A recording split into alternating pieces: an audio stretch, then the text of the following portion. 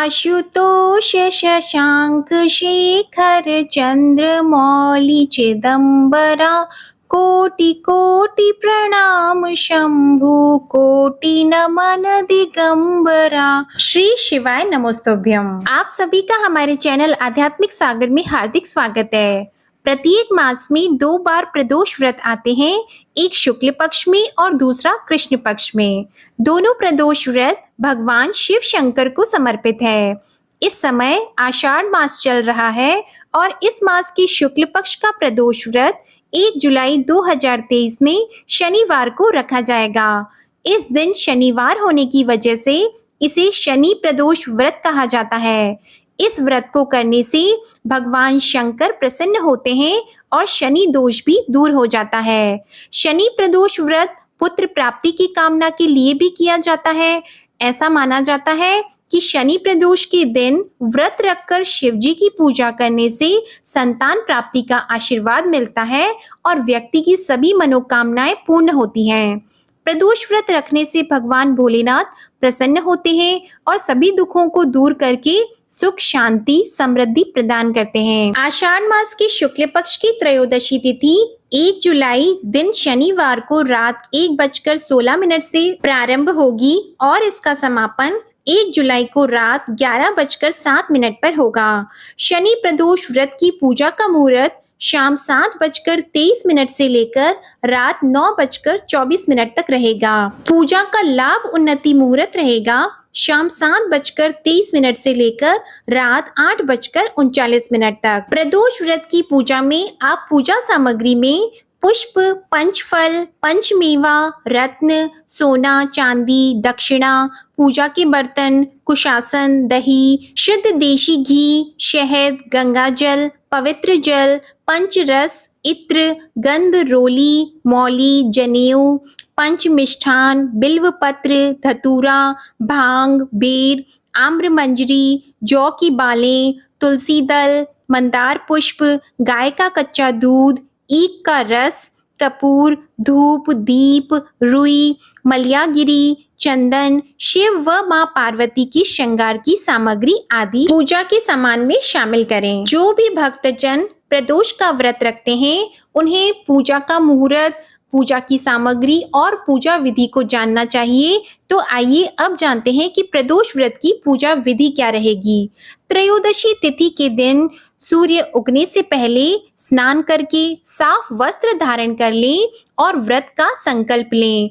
शिव मंदिर में जाकर शिवलिंग पर या घर पर ही बेलपत्र, अक्षत, दीप, धूप, गंगाजल आदि से भगवान शिव की पूजा करें और शिव जी की कृपा पाने के लिए भगवान शिव के मंत्र ओम नमः शिवाय का मन ही मन जाप करें।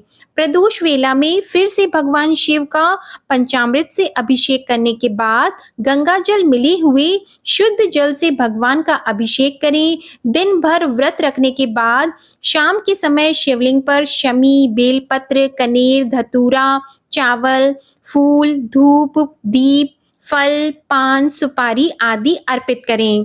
इसके बाद शुद्ध घी का दीपक प्रज्वलित करें और शिव चालीसा का पाठ भी आप कर सकते हैं। इसके बाद आप प्रदोष व्रत की कथा भी सुने।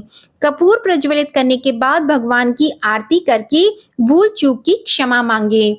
और कोई भी व्रत करते हैं तो आपको दान अवश्य करना चाहिए। अब आप सुनिए शनि प्रदोष व्रत की कथा। प्राचीन समय की बात है, एक नगर में सेठ धन दौलत और वैभव से संपन्न था। वह अत्यंत दयालु था। उसके यहाँ से कभी कोई भी खाली हाथ नहीं लौटता था। वह सभी को जी भरकर दान दक्षिणा देता था। लेकिन दूसरों को सुखी देखने वाले सेठ और उसकी पत्नी स्वयं काफी दुखी रहते थे। दुख का कारण था उनके संतान का न होना। संतानहीनता के कारण दोनों बहुत दुखी रहते थे। एक दिन उन्होंने तीर्थ यात्रा पर जाने का निश्चय किया और अपने कामकाज सेवकों को सौंपकर वे चल दिए। अभी वे नगर के बाहर ही निकले थे कि उन्हें एक विशाल वृक्ष के नीचे समाधि लगाए हुए एक तेजस्वी साधु दिखाई दिए। दोनों ने सोचा कि साधु महाराज से आशीर्वाद लेकर आगे की यात्रा शुरू की जाए। पति पत्नी दोनों समाधि लीन साधु के सामने हाथ जोड़कर बैठ गए और उनकी समाधि टूटने की प्रतीक्षा करने लगे। सुबह से शाम और फिर रात हो गई, लेकिन साधु की समाधि नहीं टूटी, मगर सेठ पति पत्नी धैर्य पूर्वक हाथ जोड़कर पूर्ववत बैठे रहे। अंततः अगले दिन प्रातःकाल साधु समाधि से उठे। सेठ पति पत्नी को देखकर वह मंद मंद मुस्काए और आशीर्वाद स्वरूप हाथ उठाकर बोले, मैं तुम्हारे अंतर्मन की कथा भाप गया हूँ। वत्स, मैं तुम्हारे धैर्य और भक्ति भाव से अत्यंत प्रसन्न हूँ। साधु ने संतान प्राप्ति के लिए उन्हें शनि प्रदोष व्रत करने की विधि समझाई और भगवान शंकर की वंदना बताई। हे रुद्रदेव, शिव आपको नमस्कार है। शिव शंकर जगत गुरु नमस्कार है। हे नीलकंठ सुर नमस्कार है। शशि मौली चंद्र सुख नमस्कार है।